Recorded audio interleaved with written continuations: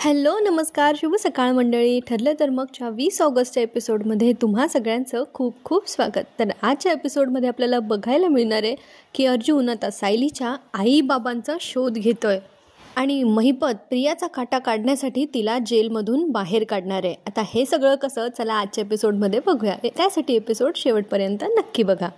एपिसोडच्या सुरुवातीला सायली आणि अर्जुन हॉस्पिटलमधून घरी येतात. त्यावेळेला अस्मिता विचारते की मधुभाऊ कसे आहेत, बरे आहेत का? त्यावेळेला आता अर्जुन सांगतो की डॉक्टर म्हणाले ते चांगला रिस्पॉन्ड करताय. पण सायली काही बोलत नाही. ती येऊन खुर्चीवर बसते आणि प्रतापराव तेव्हा जिन्यावरून खाली उतरत असतात आणि सायलीला असं हताश झालेलं बघून प्रतापराव आता जिन्यावरून खाली उतरून येतात. आता इथे सायली तिच्या मन मोकळं करत असते आणि म्हणते की आपण आश्रमात गेलो तेव्हा मधुभाऊ किती खुश होते ना हो, किती दिवसानंतर ते त्यांच्या हक्काच्या घरात गेले होते म्हणून किती खुश होते ते. आणि आत्ता ते हॉस्पिटलच्या त्या गार अनोळखी गादीवर पडून आहेत. मला साऊ म्हणून हाक कधी मारतील आणि पुन्हा त्यांचं पूर्वीचं आयुष्य कधी त्यांना परत मिळेल, ह्या विचाराने सायलीला आता रडू कोसळत आणि सायली बिचारी खूप जास्त रडायला लागते. अस्मिता तिच्या खांद्यावर हात ठेवून तिला धीर देत असते, पण सायलीचं रडणं काय थांबत नाही. तिकडून प्रतापराव बघत असतात सायलीकडे. मग ते उतरून जरा खाली येतात आणि मग सायलीला म्हणतात की सायली, अगं जगाची रीतच येते की प्रत्येक वेळी दुःख आलं ना की त्यानंतर सुख हे येतंच आणि आपल्याही बाबतीत तसंच होणार आहे. आता अस्मिता सायलीचा हात पकडते आणि तिच्या पोटावर ठेवते आणि सायलीला म्हणते, हे बघ बाळ काय म्हणतंय बघ बरं. बाळ म्हणतंय, मामी रडू नको, मधू आजोबा लवकर बरे होतील आणि घरी परत येतील, असं बाळ म्हणतंय. हां, अस्मिताचं हे बदललेलं वागणं बघून खरंच खूप बरं वाटतंय हल्ली, नाही का? आता अर्जुन सायलीला तिची समजूत काढण्यासाठी आहे ना जरा तिच्या जवळ बसतो आणि मग म्हणतो, सायली तू असं रडू नकोस बरं का, नाहीतर मधुभाऊ ज्या वेळेला परत येतील त्यावेळेला ते म्हणतील की तू माझ्या मुलीची काळजी नाही घेते, तिला एवढं रडू का देतोयस, आणि तुझे जे अश्रू आहेत ना सायली, हे तू जपून ठेव आणि लपवून ठेव, नाहीतर मधुभाऊ आल्यानंतर माझं काही खरं नाही. आता त्यांचं असं नाव घेतल्यानंतर सायली जरा अर्जुनकडे ना लुक देते त्याला असा. त्यावेळेला अर्जुन म्हणतो, बघ एवढं रडत असताना पण कसा टफ लुक देते. दोघं बाप लेकींचा राग अगदी सारखाच आहे बरं का. म्हणजे सायलीला जरा हसवण्यासाठी इथे अर्जुन जरा हलकं फुलकं वातावरण करत असतो आणि सायलीला थोडंसं चिडवत असतो. त्यानंतर सायली त्याच्याकडे थोडी रागात बघते की ह्या परिस्थितीत पण अर्जुन तिच्याशी असं बोलतोय. त्यावेळेला अर्जुन म्हणतो की बघ रडतीये तरी रडताना सुद्धा मला किती टफ लुक देते बघ. आता प्रतापराव सायलीला समजवतात आणि म्हणतात, सायली मी तुला याआधी पण किती वेळा सांगितलं आहे, या घरामध्ये तुझी जी खोली आहे तेवढंच तुझं फक्त सासर आहे, बाकी हे संपूर्ण घर हे तुझं माहेर आहे. बाबांच्या ह्या शब्दांनी सायली अजून जास्त इमोशनल होते. पण तिला ना ह्या घरातले सगळ्या मंडळींबद्दल खूप कृतज्ञता वाटते. ती म्हणते, असं म्हणतात की आपल्या लोकांचे आभार मानायचे नसतात आणि मी तसा प्रयत्न जरी केला ना तरी मला शब्द सुचणार नाहीत. म्हणजे तिला आता इन शॉर्ट सगळ्यांचे आभार मानायचे असतात की अशा परिस्थितीत ते त्यांची फॅमिली बनून तिच्या पाठीशी उभे आहेत. कारण प्रतापरावांनी सांगितलंच ना तसं की हे तुझं माहेर आहे आणि इथली सगळी मंडळी ही तुझ्या पाठीशी उभी असणार आहेत. त्यावेळेला सायली म्हणते की अस्मिता ताई, तुम्ही आहात ना म्हणून मला माझ्या सख्या बहिणीची उणीव भासत नाही. आई बाबा आणि घर हे सगळं काय असतं हे मला माहिती पण नाही आहे, पण तुम्ही सगळ्यांमुळे मला एक कुटुंब मिळालं आहे आणि तुम्ही सगळे अशा प्रसंगी माझ्या पाठीशी खंबीरपणे उभे राहतात. सायलीच्या आईबाबांचा ज्या वेळेला विषय निघतो ना त्यावेळेला अर्जुन जरा मनाशी विचार करत असतो की सायलीचे आईबाबा जिवंत आहेत एवढंच मला फक्त कळलं आहे. आता मला लवकरात लवकर तिच्या आईबाबांचा शोध घेतला पाहिजे. इकडे आता अस्मिता म्हणते, अरे आता तुम्ही असंच बोलत उभे राहणार आहात का, जा जरा आराम करून घ्या, थोडं चहा कॉफी घ्या म्हणजे तुम्हाला बरं वाटेल. आता अस्मिता विमलताईंना सांगते की चहा कॉफी करा म्हणून. तर विमलताई सांगतात की चहा तयार आहे वहिनी. आता अर्जुन म्हणतो की स्वयंपाकाचं काय. त्यावेळेला विमलताई सांगतात की स्वयंपाक सगळा तयार आहे, फक्त पोळ्या करायला घ्यायच्या आहेत. मग अर्जुन सांगतो की विमलताई माझ्यासाठी एक डबा पण पॅक करा हां, म्हणजे मी जाता जाता कुसुमताईंसाठी डबा घेऊन जाईल. त्यावेळेला विमलताई म्हणतात, हो हो अर्जुन दादा, बाकी सगळा स्वयंपाक झाला आहे, मग मी पटकन पोळ्या करायला घेते. तेव्हा सायली म्हणते, अहो पण कुसुमताईने तर नाही सांगितलं आहे ना डबा नको म्हणून. त्यावेळेला अर्जुन म्हणतो, हो पण मी हॉस्पिटलच्या दिशेनेच जाणार आहे, माझी मीटिंग पण आहे तिथेच एक बाजूला, सो आता जातोच आहे तर मी देतो त्यांना डबा नेऊन. तेव्हा सायली म्हणते की तुम्ही हॉस्पिटलला चाललायत, मग मी पण येते तुमच्यासोबत. पण अस्मिता आता दोघांना थांबवते आणि म्हणते, अरे काय चाललंय तुमचं, तुम्ही आत्ताच आलायत ना, लगेच निघालात पण. आता अर्जुन म्हणतो, हो पण माझं काम आहे, माझी एक महत्त्वाची मीटिंग आहे, त्यामुळे मला तिकडे जावं लागेल. मग सायली म्हणते, अहो मी पण येते ना तुमच्यासोबत. पण अर्जुनला काय आता सायलीला घेऊन जायचं नाही आहे, कारण त्याला काही गोष्टींची प्रश्नांची उत्तरं आहे ना कुसुमताईकडून हवी आहेत. पण आता अस्मिताने सांगितलं आहे की सायली तुझा चेहरा बघ किती सुजला आहे, ते काही नाही, त्याला काम असेल तर त्याला जाऊ दे, पण तू तरी आराम कर. आता अर्जुनने विमलताईंना सांगितलं आहे की एक डबा भरून द्या माझ्यासाठी. इकडे अश्विन बघा किती खटाटोप करतोय त्या प्रियाला वाचवण्यासाठी. तो आता एका वकिलांकडे आला आहे त्यांची भेट घेण्यासाठी, आणि वकिलांना काय म्हणतो माहिती का, की एकदम साधी सरळ सोपी केस आहे. इथे माझ्या बायकोला खोटी साक्ष दिल्याबद्दल जे काही शिक्षा झाली आहे, तर आपण त्यासाठी काय करू शकतो, म्हणजे आपण तिच्या जामिनासाठी प्रयत्न करू शकतो की आपण वरच्या कोर्टात अपील करू शकतो. त्यावेळेला आता ते वकील साहेब सांगतात की आपण वरच्या कोर्टात तर अपील करू शकतो, पण माझ्याकडून तर काय हे सगळं होणार नाही. म्हणजे आता यांनी पण केस घ्यायला नकार दिलेला आहे. त्यावेळेला अश्विन म्हणतो, पण का, असं का?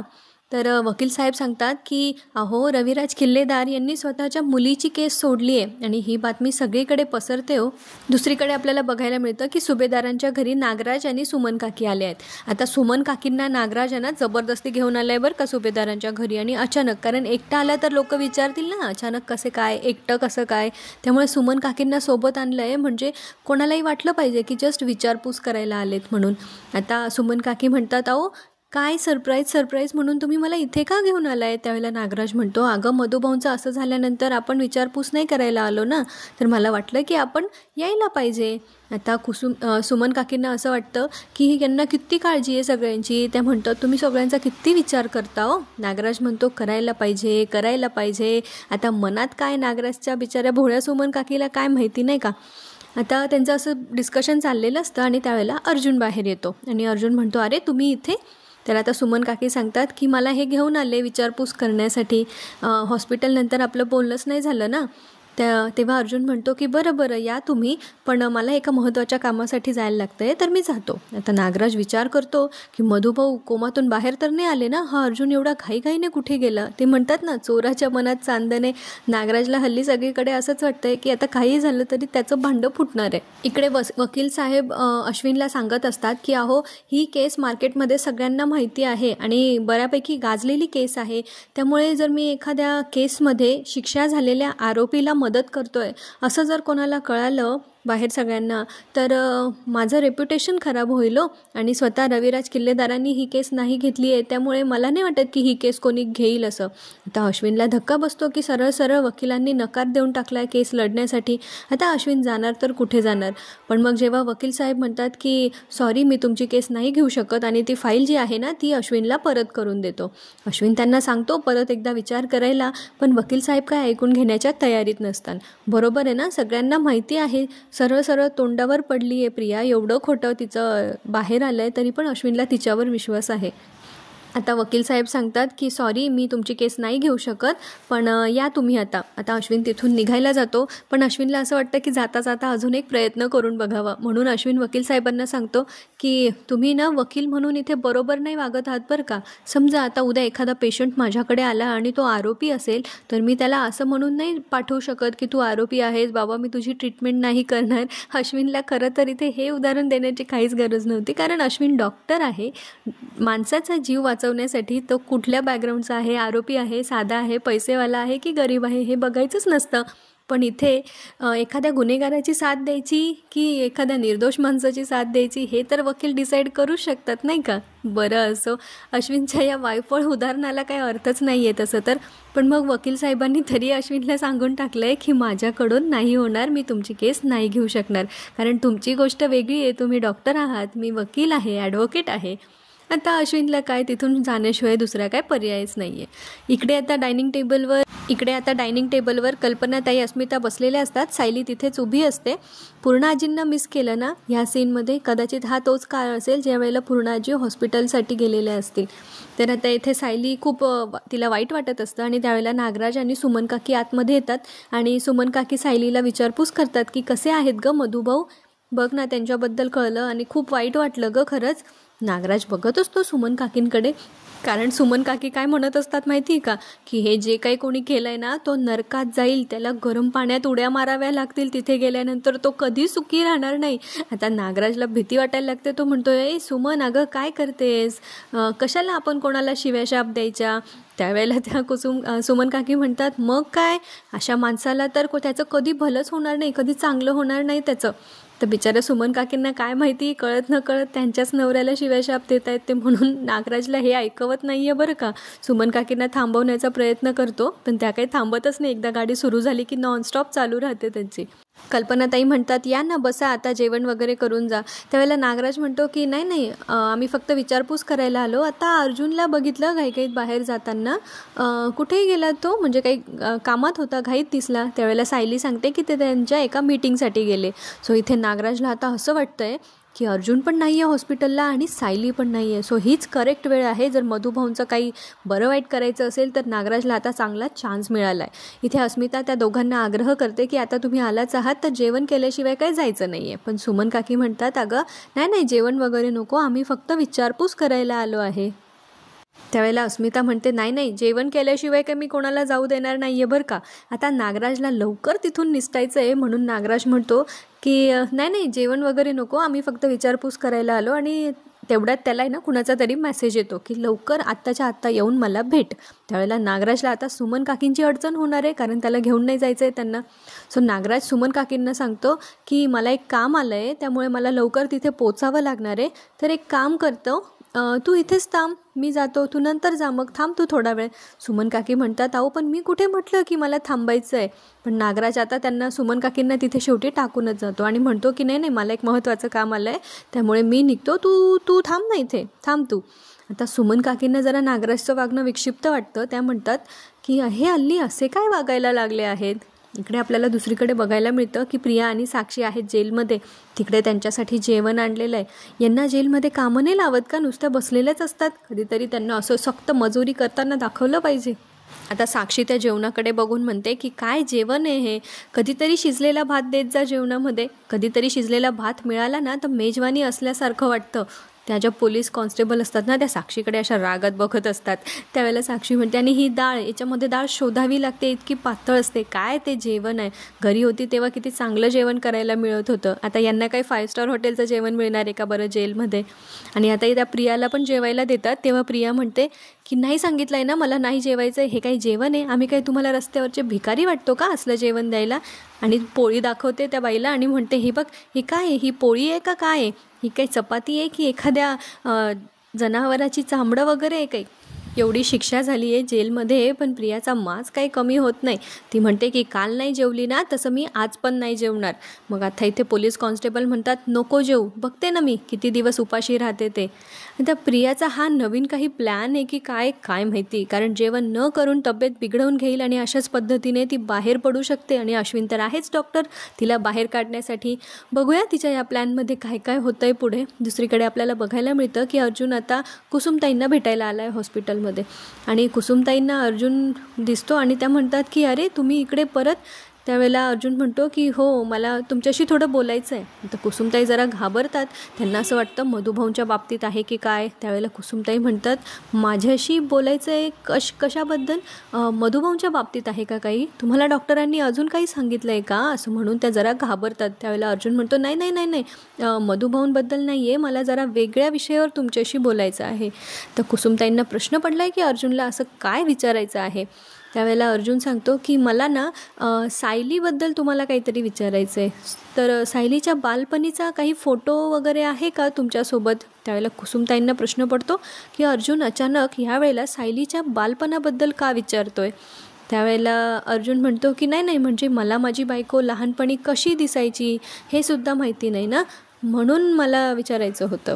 आता दुसरीकडे आपल्याला बघायला मिळतं की महिपतचा खटाटोप सुरूच आहे साक्षीला वाचवण्यासाठी. आणि म्हणून महिपतने एक पैशांनी भरलेली बॅग एका वकिलासमोर उभी केली.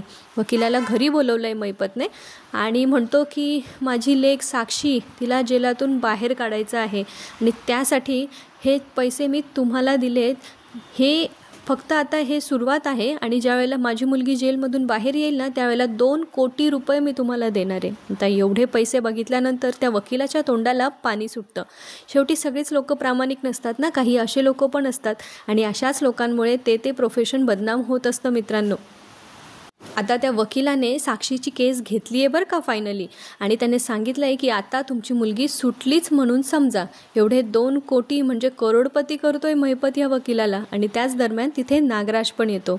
तर आता महिपत म्हणतो की बरं ठीक आहे, सविस्तर बोलू आपण ह्या विषयावर नंतर, आणि तुम्ही लागा आमची केस तुम्ही घ्या आणि आता आजपासूनच कामाला लागा. आता वकील तर गेला आहे तिकडे पैशांची बॅग घेऊन आणि नागराज आला इथे. नागराज म्हणतो की काय झालं महिपत, एवढ्या घाईने का बोलवून घेतलं मला. त्यावेळेला महिपत सांगतो, अहो आजपर्यंत एवढे मर्डर केले मी, पण कोणाला कानोकान खबरसुद्धा नाही झाली. माझ्या मुलीकडून चुकून एक मर्डर काय झाला ते त्याची 2.5 वर्ष झाले आपण ते त्याची निस्तरायला लागलेत मला, आणि तुम्ही खाल्लेलं शेण इथे मला पचवायला लागतं आहे. इथं आधीच या पोरीचा 2-2.5 वर्षापासून हा गोंधळ आहे आणि तुम्ही अजून त्याच्यामध्ये एक कांड करून ठेवलं आहे. आता नागराज म्हणतो की नाही महिपत, मी जे काही केलं आहे ना ते मीच निस्तरणार आहे बरं का. आता नागराजच्या डोक्यात बरेच काही प्लॅन्स आहेत, तर आणि मी त्यासाठी प्रयत्न पण करतो आहे हां, असं नागराज इथे महिपतला सांगतो. त्यावेळेला महिपत म्हणतो, असं काय करताय तुम्ही असं. त्यावेळेला नागराज ना आता मधुभाऊंच्या बाबतीत जे त्याने केलं ना हॉस्पिटलमध्ये, त्यांचं ऑक्सिजन मास्क काढून घेतलं होतं, त्याचं ते जे प्लॅनिंग असतं ते फ्लॅशबॅकमध्ये जाऊन तो आता महिपतला इथे सांगत असतो. आणि महिपतलाही असं वाटतं आहे की आता नागराजने लवकरात लवकर काहीतरी पाऊल उचलावं आणि मधुभाऊंना संपवून टाकावं. दुसरीकडे आपल्याला कुसुमताई आणि अर्जुनचं संभाषण पुन्हा कंटिन्यू ऐकायला मिळतं. त्यांचा सीन सुरू झाला आहे. तर कुसुमताई म्हणतात की अचानक तुम्ही लहानपणीच्या सायलीचा फोटो का मागताय हो. त्यावेळेला अर्जुन म्हणतो की असंच मला माझी बायको लहानपणी कशी दिसायची हे सुद्धा माहिती नाही ना, म्हणून तुम्हाला विचारतो आहे. आणि मला आहे ना सायलीला एक सरप्राईज गिफ्ट प्लॅन द्यायचा आहे, तर त्याच्यासाठी मला तिच्या लहानपणीचा फोटो हवा आहे. तर तुम्ही तर लहानपणापासून सायलीला ओळखता ना, तुमच्याकडे असेलच तिचा काही फोटो. तर कुसुमताई आता अर्जुनला सांगतात की नाही हो, आमच्या आश्रमामध्ये तसं काही फार फोटो वगैरे काढण्याची पद्धत नाही आहे आणि तुमचा काहीतरी गैरसमज होतो आहे. मी लहानपणापासून सायलीला नाही ओळखत. सायली तर मधुभाऊंना 20-22 वर्षापूर्वी मिळाली आहे आणि मी आता 7-8 वर्षापूर्वी आश्रमात आली आहे. मग कुसुमताई इथे स्वतःची स्टोरी थोडीशी सांगतात की त्या आश्रमात का आल्या.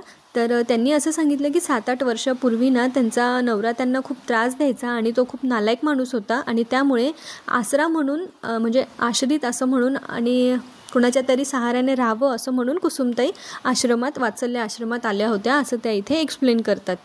आणि पुढे त्या सांगतात की सायलीचा लहानपणीचा फोटो असला ना तरी तो मधुभाऊंकडे असेल हो, माझ्याकडे तर नाही आहे. अर्जुन बिचारा आता नाराज होऊन तिथून निघत असतो, कारण एक त्याला आशा होती सायलीचा फोटो मिळाला तर तिच्या आईवडिलांना शोधणं पॉसिबल होईल असं, पण ते काही फोटो नाही आहे मिळत त्याला, त्याच्यामुळे तो जरा नाराज झाला आहे. तर कुसुमताईंना थोडंसं वियर्ड वाटतं आहे. त्या म्हणतात, 1 मिनिट अर्जुन सर, काय झालं आहे, तुम्ही अचानक मला एवढ्या सगळ्या प्रश्नांची उत्तरं का विचारताय, सायलीच्या बालपणाबद्दल का विचारताय, तुम्ही हे असे प्रश्न विचारताय तर माझा जीव घाबरतोय हो, नेमकं झालं आहे काय. आता त्यांची ही अवस्था बघून, त्यांच्या मनाची चलबिचल पाहून अर्जुनला त्यांना आता खरं सांगावंच लागतं.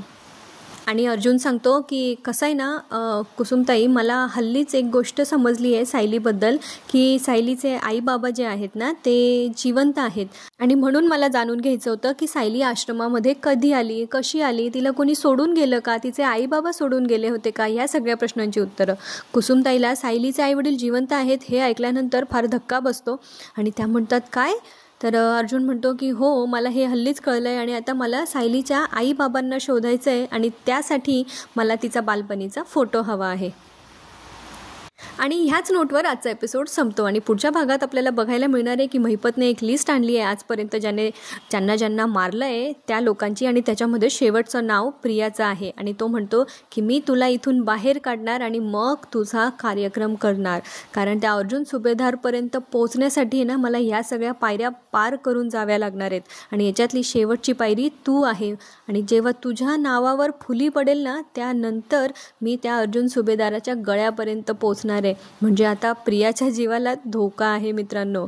इकडे आता सुभेदारांच्या घरी सायली आणि कल्पनाताईचं समेट घडवून आणण्यासाठी पूर्ण सुभेदार कुटुंबीय एकत्र आले आहेत. आणि अर्जुनचे बाबा आणि अस्मिता तिघांनी असं ठरवलं आहे. तर बाबांना असं वाटतं की तुझी आई जरी म्हणजे तुझी मम्मा जरी सायलीशी बोलत नसली ना, पण कोणी दुसऱ्याने जर तिला त्रास दिला तर तिला अजिबात आवडत नाही. त्यामुळे आता अर्जुनला सुचलं आहे की अर्जुनच्या बाबांनी म्हणजे प्रतापरावांनी आणि अस्मिताने सायलीला टार्गेट करायचं आणि तिला खोटं टॉर्चर करायचं. आणि त्यानंतर कल्पनाताईंना सायलीबद्दलच्या ज्या तिच्या इमोशन्स आहेत त्या अचानक बाहेर येतील. आणि यासाठी या सगळ्यांनी आता एक टीम बनवली आहे आणि त्यांचं ठरलं आहे. तर सायली नेमकं त्यांना बघते आणि ती म्हणते, तुम्ही सगळे काय करताय इथे, असं काय ठरलं आहे तुमचं?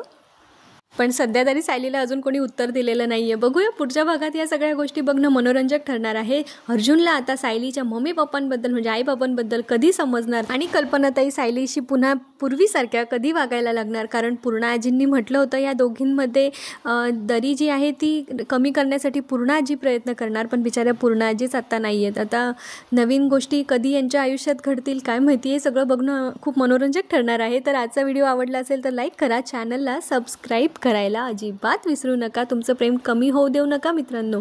भेटूया पुढच्या भागात. धन्यवाद.